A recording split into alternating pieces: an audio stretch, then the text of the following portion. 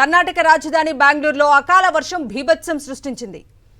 అరగంట పాటు ఉరుములు, ఈదురుగాలులతో పాటు వడగండ్లతో కూడిన భారీ వర్షం కురిసింది. వర్షం ధాటికి శివాజీనగర్లోని బౌరింగ్ లేడీ కర్జన్ ప్రభుత్వ ఆసుపత్రి ప్రహరీ గోడ కూలి 7 మృత్యువాత పడ్డారు. మృత్యుల్లో ఎక్కువ మంది గోడను ఆనుకొని వీధి వ్యాపారం చేసుకునే వారితో పాటు 2 చిన్నారులు కూడా ఉన్నారు. ఒక్కసారిగా వర్షం రావడంతో బౌరింగ్ ఆసుపత్రి ప్రహరీ వద్ద వ్యాపారం చేసుకునే వారితో పాటు అటుగా వెళ్లే పాదచారులు ఆశ్రయం పొందారు. గాలివానకు శిథిలమైన 20 అడుగుల ఎత్తు గోడ కుప్పకూలిపోవడంతో వీధి వ్యాపారులతో పాటు సామాన్య ప్రజలు చిక్కుకుపోయారు. స్థానికులు స్పందించి జోరు వర్షంలోనే శిథిలాల కింద ఉన్న మృతదేహాలను, క్షతగాత్రులను బయటకు తీసి ఆసుపత్రికి తరలించారు. శిథిలమైన ప్రహరీని తొలగించి ఉంటే ఈ ప్రమాదం జరిగేది కాదని స్థానికులు ఆగ్రహం వ్యక్తం చేస్తున్నారు.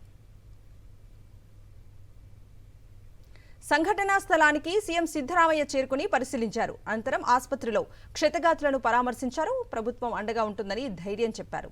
మృతుల కుటుంబాలకు ప్రభుత్వం నుంచి 5 లక్షల చొప్పున ఆర్థిక సాయం అందిస్తామన్నారు. గాయపడిన వారికి మెరుగైన వైద్యం అందిస్తామని తెలిపారు. ఘటనపై పూర్తి స్థాయిలో దర్యాప్తు చేసి బాధ్యులపై చర్యలు తీసుకుంటామన్నారు. బెంగళూరు నగర ఇన్ఛార్జ్ మంత్రి డీకే శివకుమార్ హుటాహుటిన బెంగళూరు వచ్చి బౌరింగ్ ఆసుపత్రిలో చికిత్స పొందుతున్న వారిని పరామర్శించారు.